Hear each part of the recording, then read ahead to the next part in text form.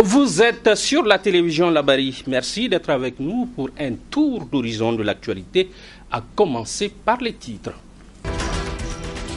Un dimanche, une journée de la colère pour l'opposition nigérienne qui a battu le pavé et organisé un meeting pour crier son mécontentement contre ce qu'elle appelle les travers des autorités de la 7e République. Un accord est trouvé entre le syndicat national des agents des impôts SNAI et le ministère des Finances. Le ministère qui s'engage à satisfaire les points de revendication et conséquence, le SNAI suspend son mot d'ordre de grève. Après les titres, les détails, mesdames, messieurs, bonsoir et bienvenue au journal. Et en plateau avec nous ce soir comme invité du journal, Ousmane Dambaji, président du RENGED et du REGEA. Ousmane Dambaji, bonsoir. Bonsoir. Et bienvenue. Merci. Nous l'annoncions donc en titre, c'est le dimanche de la colère pour l'Alliance, pour la réconciliation, la démocratie et la République ARDR dans la rue ce matin. Elle en a marre, dit-elle, des travers des autorités de la 7e République et entend le faire savoir. Marche et meeting à la place de la concertation que nos reporters Adam Ousmana et Sadou Doumi ont suivi du début à la fin. Il raconte.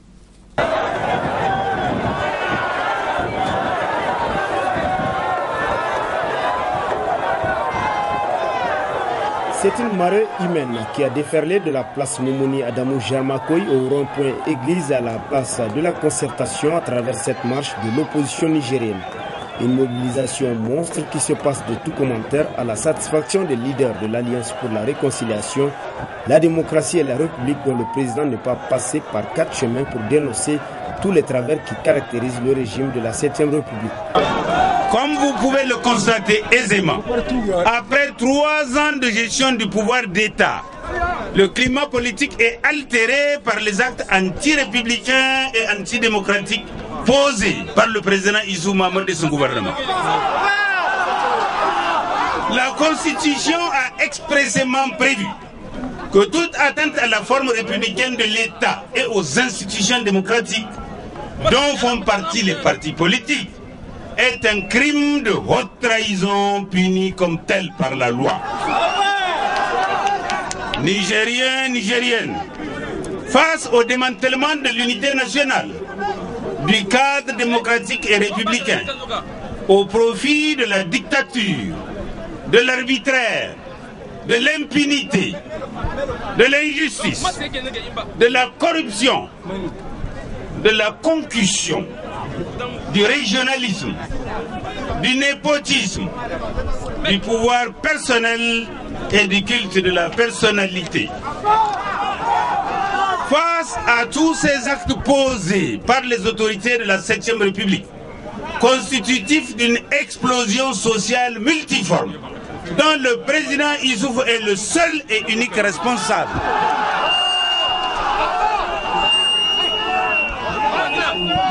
les forces démocratiques, à travers cette marche,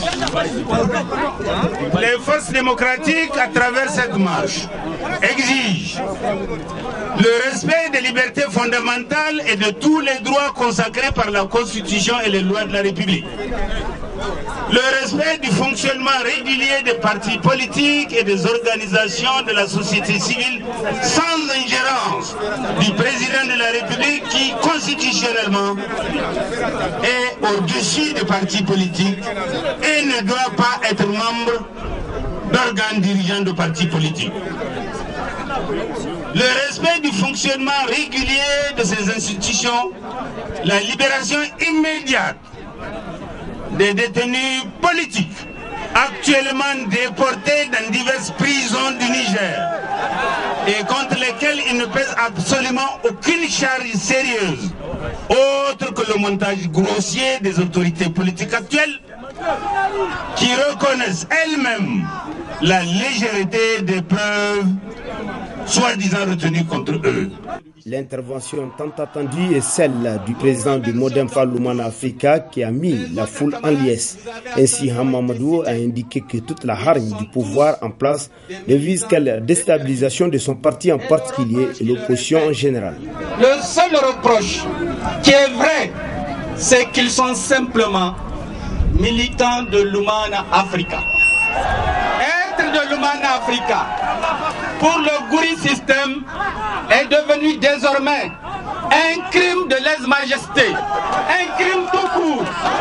Eh bien, nous sommes d'accord pour être des criminels parce que nous appartenons à l'ARDR et parce que nous appartenons à Lumana. Cela ne démantèlera pas nos partis, qu'on se le dise bien. Et nous sommes décidés dans l'unité la plus complète, comme l'a dit le chef de file de l'opposition, Tanja Mamadou, Mama Ousmane, Seyni Oumarou, Amma Amadou. Nous sommes un et un seul. Et s'il plaît à Dieu, nous prendrons, qu'il le veuille ou non, dans le cadre d'une alternance démocratique. Malgré les magouilles politiques et électorales qui ont commencé, nous leur reprendrons le pouvoir. Pour une démonstration de force, c'en est une que l'ARDR vient de réaliser à travers cette manifestation pacifique, preuve de la maturité des hommes et femmes qui forment l'opposition nigérienne.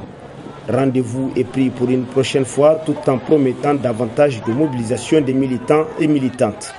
Le mériteur revient également au pouvoir en place pour avoir accepté de vitaliser la démocratie du pays en autorisant cette manifestation. Vivement donc l'apaisement sur l'échiquier politique national. Oui, vivement l'apaisement, Adam Soumana. C'est notre deuxième titre du jour à présent. Le syndicat national des agents des impôts suspend son mot d'ordre de grève prévu pour le lundi 16 juin. Souvenez-vous, le ministère des Finances s'engage à satisfaire les points de revendication et le SNAI a jugé bon de suspendre le mot d'ordre de grève pour donner une chance aux négociations. Hassan Saleh Mustafa et Sadou Doumi ont senti souffler ce léger vent d'accalmie et nous en parle. La grève du syndicat national des agents des impôts prévue pour ce lundi 16 et mardi 17 juin 2014 n'aura pas lieu. Après des négociations le vendredi 13 juin dernier entre le ministre délégué au budget, représentant celui des finances et le bureau exécutif national du syndicat des agents des impôts SNAI, les deux parties ont finalement trouvé un terrain d'entente sur 3 points de revendication du SNAI. Du point 1, le paiement sans délai des indemnités des receveurs des impôts. Ce point a été satisfait. Du point 2, le paiement des rappels sur salaire des indemnités de transport d'eau et d'électricité des agents auxiliaires. En ce qui concerne les rappels sur salaire et les indemnités de transport, le ministre s'engage à les résoudre au plus tard la fin de la semaine prochaine. Relativement aux indemnités d'eau, d'électricité, le dossier étant déjà dans le circuit de la chaîne des dépenses, le paiement interviendra au cours de la semaine prochaine. Du point 3, satisfaction des termes du protocole d'accord du 17 novembre 2013 et du 18 décembre 2013. S'agissant de la dotation de la Direction générale en moyens matériels, programme de construction des bâtiments administratifs. Sur ce point, une ouverture exceptionnelle de crédit couvrant les marchés attribués a été faite. Quant aux autres constructions prévues, leur prise en compte sera effective au titre du budget 2015. Matériel roulant. L'achat de 12 véhicules 4x4 sur le budget national et 4 autres sur le fonds d'intervention de la DGI est acquis. Programme de dotation des services départementaux de la DGI en moyens matériels roulants. Le ministre s'engage à étudier la possibilité de sa prise en charge au titre du collectif budgétaire 2014 ou à défaut au budget 2015. Formation spécialisée. Les deux parties s'engagent à la mise en place d'un comité paritaire afin de réfléchir sur le plan spécifique de formation des agents des impôts. Ouverture du concours de l'ENAREF prévu en juin 2014. Le ministre s'engage à l'aboutissement de cette préoccupation dans les délais les meilleurs. Le ministre délégué au budget et celui de l'emploi, tous témoins de la signature de cet accord, ont rassuré le SNAI que le gouvernement fera le maximum pour améliorer les conditions de travail des agents des impôts. Nous ne pouvons que nous réjouir de la signature de ce protocole qui permettra de lever la grève et de permettre à tous les agents d'être au service et de toutes les façons, les revendications matérielles de nos agents sont de notre mandat et tout ce qu'ils demandent est conforme, par exemple, à leurs préoccupations afin de les rendre opérationnels et atteindre les objectifs dans les meilleures conditions. Ceci n'est pas une contrainte pour l'administration, mais seulement les impératifs de gestion font en sorte que quelquefois on ne peut pas tout faire à la fois.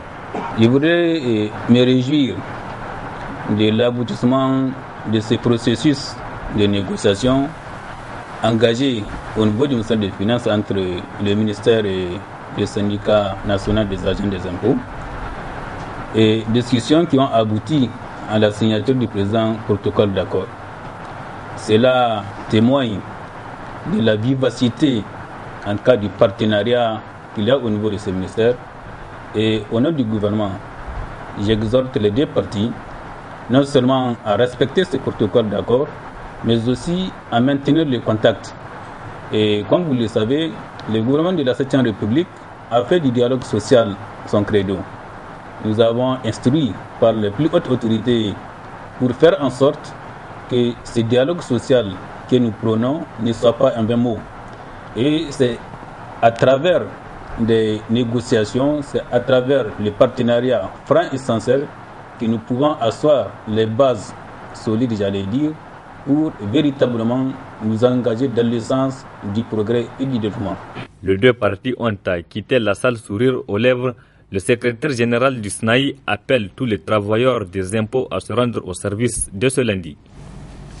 Et demain, lundi 16 juin, journée de l'enfant africain en souvenir de l'odieux massacre de Soweto au Niger, et en prélude à cette journée, Save the Children International, en collaboration avec le Haut Commissariat des Nations Unies pour les réfugiés, a organisé une journée de fête et de loisirs au profit des enfants des réfugiés maliens vivant à Niamey.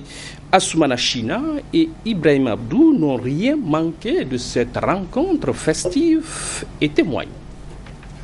Une éducation de qualité, gratuite, obligatoire et adaptée pour tous les enfants en Afrique, c'est le thème de la journée de l'enfant africain édition 2014. Une journée célébrée chaque 16 juin en hommage aux enfants noirs massacrés à Soweto en Afrique du Sud il y a 38 ans de cela, alors qu'ils manifestaient pacifiquement pour réclamer leurs droits. Les enfants de réfugiés maliens vivant à Niamey ne sont pas laissés en marge de la commémoration de cette journée.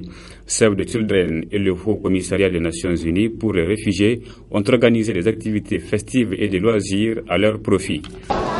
Il vous en souviendra que suite à la crise survenue en 2012 au Nord Mali, près de 50 000 personnes se sont déplacées vers le Niger, dont près de 7 000 ont trouvé refuge dans la région de Niamey. avec une population d'enfants estimée environ à 40% de la population totale. Ainsi, pour permettre à ces enfants de se sentir chez eux, de s'épanouir et de jouir les mêmes droits que les enfants nigériens, l'État et les ONG en matière de protection de l'enfant s'investissent pleinement pour leur garantir une protection et une assistance adéquate, facilitant ainsi leur intégration sociale, éducative et économique. Permettez-moi de vous rappeler que suite aux conflits survenus dans leur pays, beaucoup d'enfants maliens ont dû abandonner leur école pour fuir les persécutions. Au Niger, ces enfants ont pu continuer leur cursus scolaire avec l'appui des autorités et des structures de protection de l'enfant. Je ne terminerai pas mes propos sans adresser nos remerciements à l'État et aux autres structures du guichet unique pour leur engagement pour la promotion de la survie, de la protection, l'éducation, le développement et la participation de l'enfant. Nos remerciements vont également aux réfugiés, aux 5 enfants des clubs de protection, aux membres du comité central des réfugiés, aux jeunes des FADA des 5 arrondissements de la ville de Niamey, aux femmes des groupements féminins, aux chefs de quartier, à l'association des enfants jeunes travailleurs du Niger et aux volontaires pour leur disponibilité et leur participation aux côtés de Save the Children au niveau du guichet unique et dans les activités entrant dans le cadre de la célébration de cette journée de l'enfant africain. L'ambiance était vraiment festive. Les enfants de réfugiés maliens, filles et garçons et même leurs parents ont fait le déplacement de la maison des jeunes et de la culture de Sékou, où les groupes des jeunes des différents arrondissements de la ville de Niamey ont égayé le public à travers des danses chorégraphiques et des sketchs ayant trait au mariage précoce, à l'éducation, à l'exode, pour ne citer que cela. L'artiste Idi Sarki et le groupe Takamba ont également tenu la foule en haleine.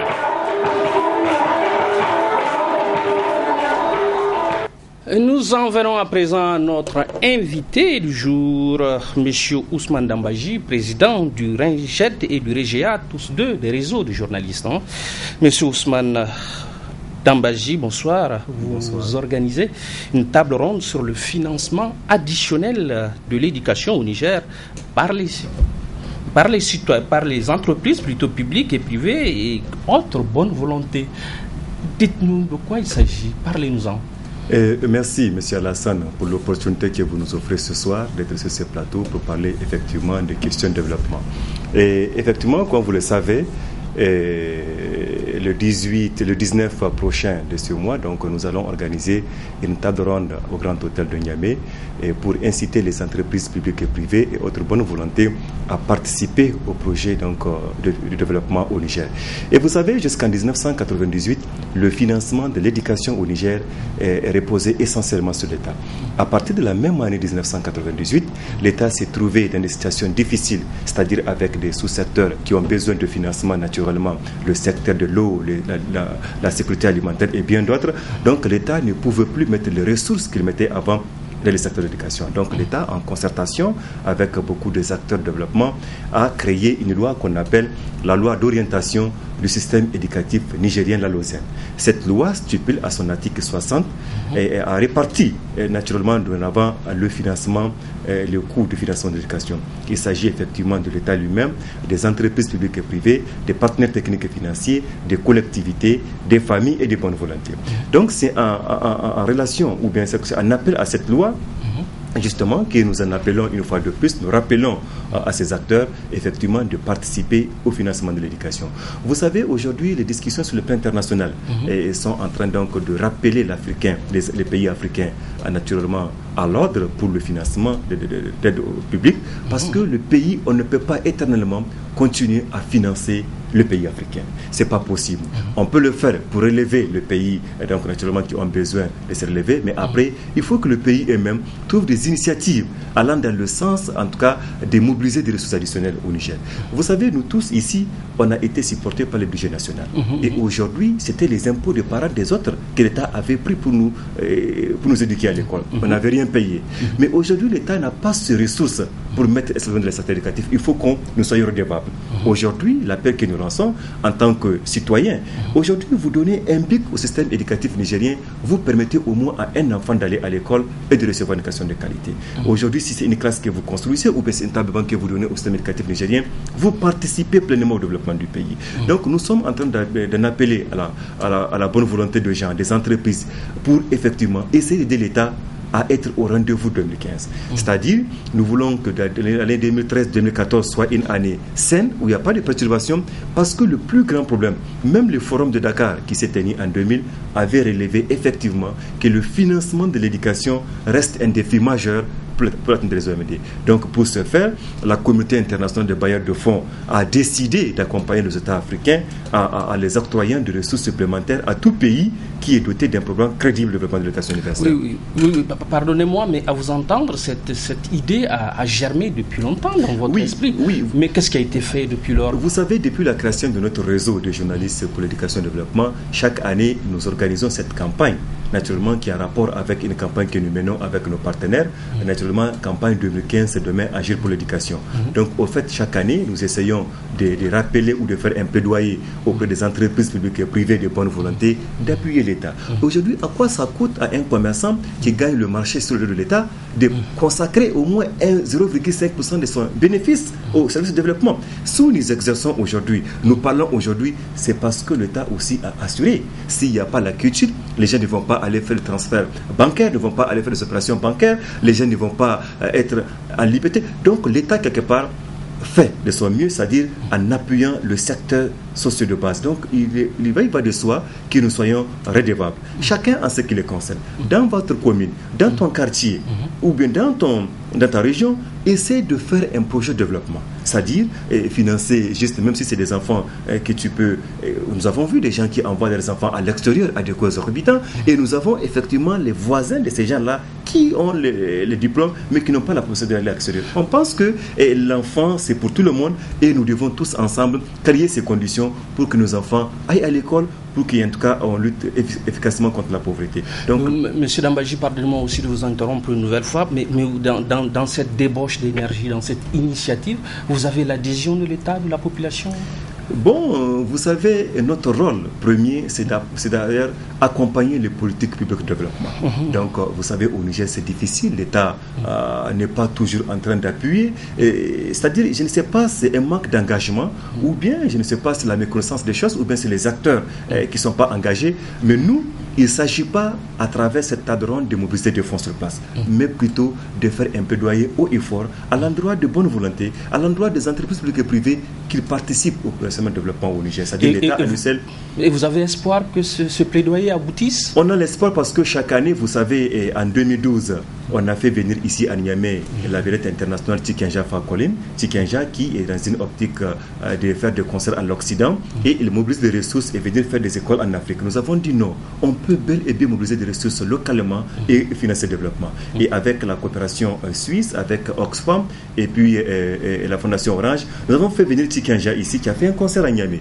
Et les recettes de ces concerts, nous les avons utilisées pour reconstruire 2 classes, 2 latrines équipées en matériaux définitifs dans la commune d'Anzourou à Gassar Awal. Je pense que sa contribution, c'est une contribution de tous les Nigériens, particulièrement le Niaméen. Donc aujourd'hui, grâce à ces fonds du concert que les Niaméens ont participé, aujourd'hui, on peut dire que les Niaméens ont participé à sauver des vies à Gassar Awal, la commune d'Anzourou. Donc je pense que, et on doit être redevable, nous tous, en ce qui nous concerne, effectivement, on doit apporter un plus à l'État. C'est vrai, la responsabilité primaire, ça engage l'État pour l'éducation. Mais lui seul ne peut pas faire parce que l'État a beaucoup de charges. Donc il va falloir, et nous aussi, nous accompagnons cette initiative pour que nos enfants aient à l'école, pour que vraiment on lutte efficacement contre la pauvreté au Niger.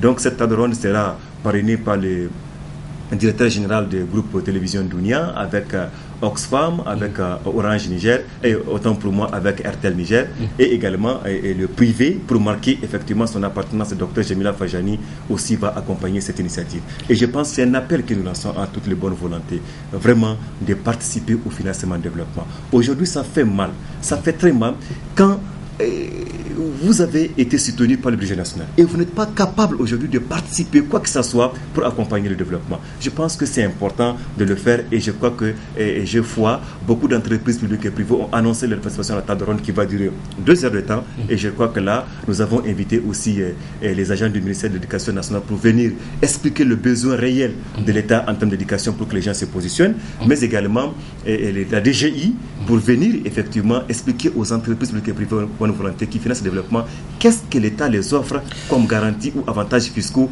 en finançant le développement. Donc je pense que c'est des choses extrêmement importantes qu'il faille en tout cas développer pour accompagner notre pays à aller de l'avant. Vous en appelez à une véritable union sacrée. Bonne chance à vous. Nous poursuivons le journal pour revenir à vous, M. Dambaji. La 25e édition du championnat national des jeux mathématiques et des lettres et des chiffres a pris fin hier samedi 14 juin au collège Mariama de Niamey. Et en ce dimanche matin, les lauréats ont reçu diplôme et prix lors d'une cérémonie officielle organisée par l'Association nigérienne des jeux mathématiques. Michel Dedji et Ibrahim Abdou nous font vivre l'ambiance. C'est un concours dont les éliminatoires se sont déjà déroulés pendant le mois d'avril dans chacune des 8 régions du pays. À l'issue de la phase finale de ce concours national, ce sont au total 16 lauréats qui ont été honorés au titre des jeux mathématiques et des chiffres et lettres. Je ressens une grande joie et l'espoir de continuer les années prochaines. C'est une bonne initiative, surtout au Britannique par exemple. Nous formons des clubs de jeux mathématiques et tout le monde cherche à être dans une série D ou C au Britannique militaire. Et donc, on s'entraîne beaucoup en groupe. Et c'est vraiment ce qui fait les bons résultats qu'on est en train d'avoir. Le président de l'association nigérienne des jeux mathématiques explique l'objectif visé à travers cette initiative qui date des années 90. Vous savez que de plus en plus les matières scientifiques et les séries scientifiques sont abandonnées par les élèves. Cependant, ce n'est pas les compétences qui manquent. Alors, notre association s'est donnée pour objectif de retrouver, de dénicher ces talents-là en organisant des championnats à tous les niveaux. C'est pour vous dire qu'en fait, nos champions, c'est des élèves qui sont pas seulement forts en mathématiques, ils sont forts aussi en littérature. Et c'est pour cela que pour faire une série scientifique, il faut nécessairement avoir des dons en maths et en littérature. Et c'est pourquoi nous avons aussi organisé un championnat en termes de chiffres et lettres. Au terme de cette finale nationale, les meilleurs lauréats venus de l'ensemble du territoire national sont attendus à Paris les 28 et 29 août prochains pour la finale internationale de ces Jeux. On en revient à l'invité, M. Ousmane Dambaji. Vous vous occupez de l'éducation, mais cette fin d'année 2013-2014 a été sanctionnée par des troubles, des tensions au niveau des établissements scolaires, au niveau du RINGED. Qu'est-ce que cela a produit en vous comme effet? Vous savez, c'est un effet très négatif pour le pays parce qu'aujourd'hui, une grève, en tout cas, ça a des conséquences néfastes sur l'éducation des enfants. Et je crois que nous sommes en train de multiplier des initiatives de discussion à l'interne et à l'externe pour pouvoir corriger les années futures. Je pense que si vous vous revenez un tout petit peu par rapport à tous ces mouvements qui a eu lieu, l'objectif ou bien le fondement, c'est le manque de financement. Parce qu'il y a un certain nombre de doléances que les élèves demandent et que l'État n'arrive pas à le faire. Quelque part, nous avons dit, OK, il faut qu'il y ait beaucoup de ressources au secteur. Vous avez appris avec nous ce qui s'est passé avant-hier, qui est malheureux pour comment on appelle ça, l'aide sociale des étudiants. Moi, je crois que cette aide-là, l'État n'a pas besoin de mettre la main de la poche. Nous avons des entreprises. Ça ne dépasse pas 1 milliard. Aujourd'hui, ça ne coûte rien à une entreprise publique et privée de dégager 1 milliard pour dire, écoutez, l'État, moi, cette année, je débloque ça pour les étudiants du Niger. Ça ne coûte rien du tout. Aujourd'hui, les étudiants qui sont là, c'est les grands patrons d'eux-mêmes. Pourquoi aujourd'hui, on ne peut pas avoir un opérateur ou bien un particulier qui peut le garantir un accès à l'Internet gratuitement à l'université de Niamey? Donc, tu vois, c'est des actions comme ça. Pardonnez-moi, vous en avez fait la proposition à ces entreprises? Parce que ce que vous dites on est en train de faire parce que présentement, il y a des entreprises qui le font d'une manière anarchique, mais nous sommes en train de vouloir les organiser avec l'appui de l'État. Nous avons en 2012 lancé une étude avec l'appui de Oxfam pour aller dans toutes les régions, nous collecter c'est quoi la contribution des bonnes volontés et des entreprises au Niger. On a vu c'est une contribution inestimable. L'étude nous a fait ressortir que beaucoup ne veulent pas financer le développement au Niger parce parce qu'ils ont peur des impôts. C'est pour cela que nous voulons amener les services des impôts devant eux pour leur dire qu'est-ce que l'État vous donne en termes de garantie sur les avantages fiscaux si vous achetez les financeurs de développement. Donc je pense que nous sommes en train de faire des appels. L'année, vous savez, il y a des régions, quand la rentrée est en tout cas de but, il y a 3 mois qui sont en retard, il n'y a pas de matériel. Nous pensons qu'aujourd'hui, un opérateur, les bonnes volontés, nous sommes un pays musulman où la solidarité nationale est importante.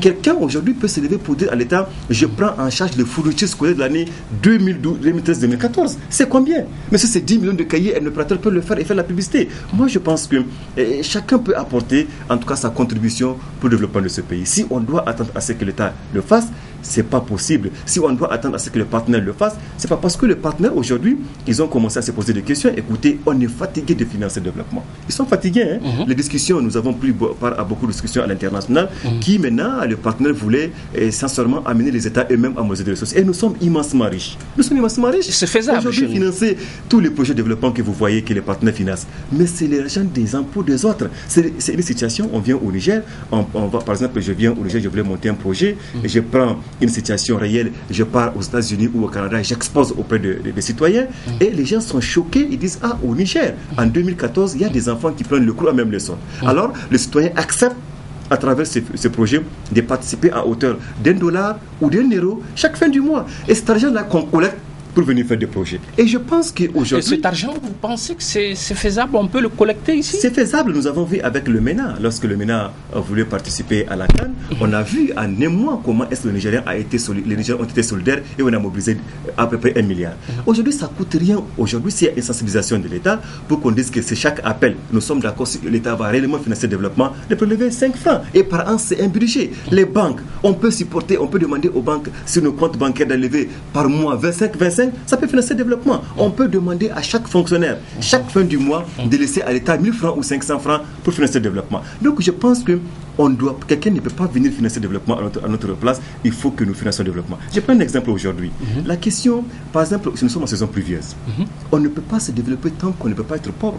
Et si balayer chez soi, rembler devant sa porte, il faut que le partenaire te finance.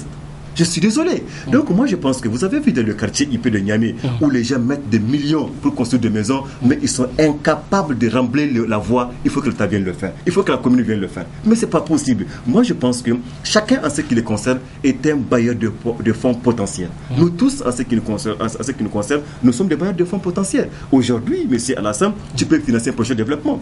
Aujourd'hui, en quoi faisant? Mais non, financer un projet de développement, ce n'est pas donner des milliards. Aujourd'hui, nous avons 2 millions d'enfants qui ne vont pas à l'école au Niger. Nous avons des enfants à Ningimi qui ne vont pas aller à l'école parce que les parents n'ont pas le moyen de le payer un BIC.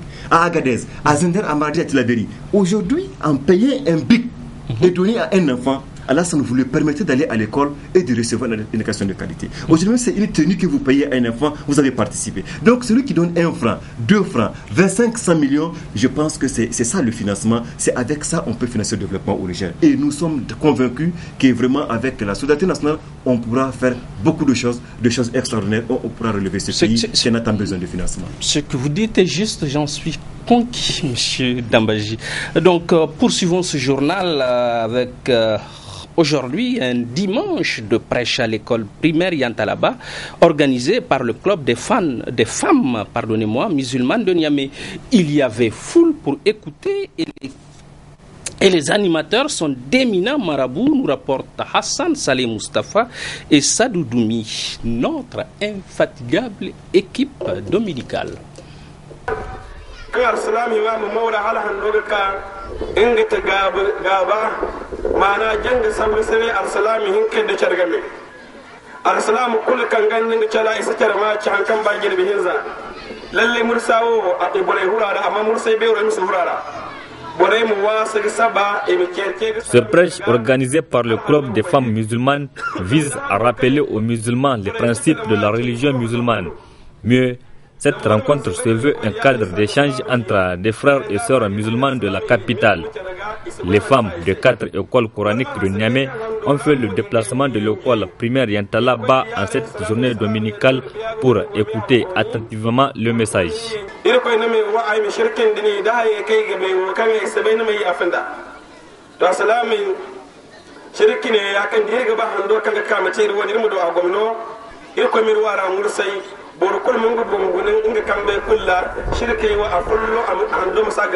Nous menons des activités dans le cadre du rayonnement de l'islam.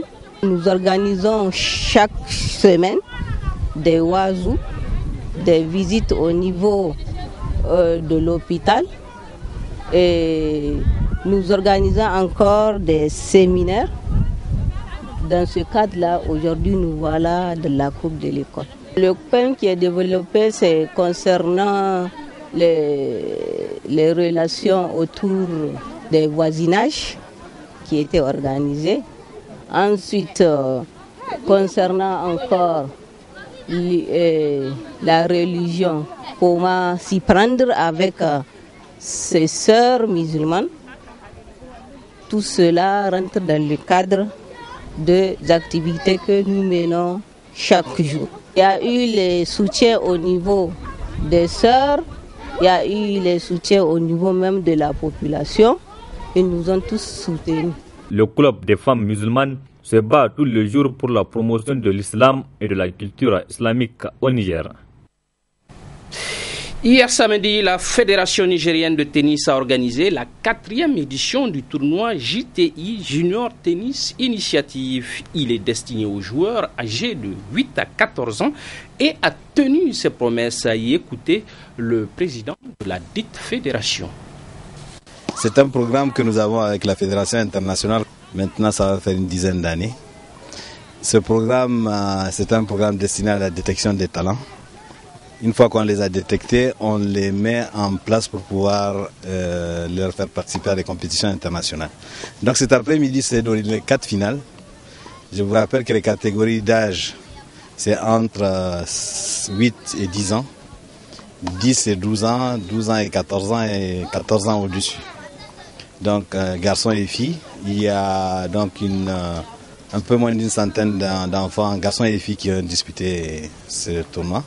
C'est le 4e tournoi parce que chaque saison, nous organisons quand même 4 tournois dans le cadre de ce programme. On a assisté donc à 2 finales garçons et 2 finales filles. Voilà ce qui s'est déroulé cet après-midi. Ces tournois, au début, les gens pensent que c'est très ludique. Mais c'est ludique et c'est aussi éducatif et aussi de compétition. C'est de ces programmes-là que sont partis des champions comme le dernier en date qui est Ali Warzika, qui a été quand même champion d'Afrique, je l'ai déjà dit. Et actuellement, vous avez eu en finale 2 Bilianin et Boubacar qui ont joué. J'avoue qu'en tant que président, ils ont joué à un très bon niveau. Je ne m'attendais pas à ce qu'ils soient à ce niveau-là. Et ils ont démontré vraiment de réelles aptitudes. J'ai dans l'esprit de me débrouiller pour qu'au moins ils essaient de participer, bien qu'ils soient très jeunes, ils ont 10 et 12 ans, dans les catégories minimes et cadets, j'espère en tout cas au tournoi sous-régional qui doit se dérouler au mois de juillet et août à Lomé et Cotonou, au Bénin. Il y a 3 objectifs qu'on serait assignés. Le premier objectif, c'est que nous voulons développer cette discipline envers le plus grand monde. Et je dis et je le répète, ce qui est normal et logique, c'est un sport qui est ouvert à tous, aux Nigériens comme aux autres, mais ouvert à tous. Je profite de votre antenne d'ailleurs pour féliciter un club qui se trouve à Gamkale, donc qui est animé par Madame Le Sommier et Yacouba en tant que président, qui ont envoyé des enfants à ce tournoi. Et c'est un club donc qui est à Gamkale. Donc je vois que le premier objectif de développer cette discipline envers le plus grand nombre est en train de prendre pied. Le second objectif, c'est qu'il faut qu'ils aient des niveaux de compétition intéressants. Ce qui s'est passé donc à 4 reprises. Et au cours de ces compétitions, d'ailleurs, on a eu l'appui d'un coach nigérien qui est en Floride, qui est venu la semaine d'avant les entraîner. Le troisième objectif, donc, c'est de leur faire participer à des compétitions, ce dont vous venez de vous en rendre compte. Et enfin, le quatrième, c'est de les amener sur le plan sous-régional. Et j'espère qu'ayant des résultats sur le plan sous-régional, il pourra émerger à l'international. Samedi, toujours 12 bougies soufflées pour 12 années du club Tony de Taekwondo. La célébration a eu lieu dans la cour du CSP Yantala et les invités, au nombre desquels nos reporters Hassan Saleh Mustafa et Chebou Guisso, ont eu droit à d'excellentes séries de démonstrations. Voyons cela. Le club Tony de Taekwondo de Niamey a célébré ce week-end son 12e anniversaire en famille. Le public venu massivement a eu droit à des séries de démonstrations dans les différentes disciplines des arts martiaux, notamment en taekwondo, en aikido, en jiu-jitsu et en judo. Des démonstrations qui ont égayé les invités. Ainsi, cela fait 12 ans que le club Tony de taekwondo forme des jeunes filles et garçons malgré son maigre moyen matériel. Et le responsable de ce club ne se décourage pas. L'importance de cette rencontre de cet après-midi, c'est le 12e anniversaire de notre club, donc nous profitons pour fêter ça chaque année. Et donc on essaie aussi d'inviter d'autres disciplines de nous accompagner dans les manifestations de cet grand événement que vous venez de voir devant nous. J'invite toute la population nigérienne d'ensemble voir comment le sport en général fonctionne bien au Niger. Donc nous avons besoin d'aide de toutes les hautes personnalités. Donc nous avons besoin de l'aide des autorités. La prestation que je faisais pour l'art martial en général, je dis dans l'ensemble c'est bon. J'aimerais que les jeunes gens continuent comme ça, parce que le taekwondo représente une école remarquable pour l'apprentissage de la vie. Donc nous invitons les jeunes de s'inscrire et de pouvoir arriver à un certain niveau. J'espère qu'aujourd'hui, dans le monde entier, les arts martiaux se pratiquent dans une salle. Et vous voyez, nous sommes à l'air libre, ce qui n'est pas bon. Le club Tony de taekwondo reçoit des personnes de tous les âges et de tous les sexes. Monsieur Dambaji, pour que votre appel soit entendu, nous vous permettons, c'est avec plaisir que vous le renouvelez, cet appel. Merci, monsieur Alassane. D'abord, il faut préciser qu'après la table ronde du 19, ce jeudi 19 au Grand Hôtel, nous comptons effectivement organiser dans chaque région du Niger des tables rondes pour amener, en tout cas, les entreprises locales, les bonnes volontés locales à participer pleinement au financement de l'éducation et du développement. Et je pense que nous sommes en train de faire aussi le plaidoyer au niveau du syndicat des commerçants, au niveau de l'État, parce que nous voulons amener l'État à exiger à chaque député de construire au moins, de faire un projet de développement chaque année au ministre, en tout cas jusqu'au chef de l'État. Que chacun, à ce qui les concerne, puisse vraiment participer à un petit projet de développement. Et je pense qu'avec ça, on peut relever ce pays de cette pauvreté et on pourra effectivement être de l'avant. Vous savez, aujourd'hui, nous avons des étudiants qui ont besoin de bourses. Ça ne coûte rien du tout à un particulier ou à une entreprise de donner des bourses à l'université de Niamey. Donc je pense que c'est un appel que je renouvelle. J'invite toute la population, les grands patrons, les commerçants, les entreprises vraiment à venir massivement à cette table ronde et écouter le message du ministère des services des impôts et surtout voir qu'est-ce que l'État les offre comme garantie ou avantages fiscaux en acceptant de financer le développement au Niger. Bonne chance et bon courage à vous. Merci. Ainsi prend fin ce journal. Merci de votre fidélité et bon début de semaine à toutes et à tous. Au revoir.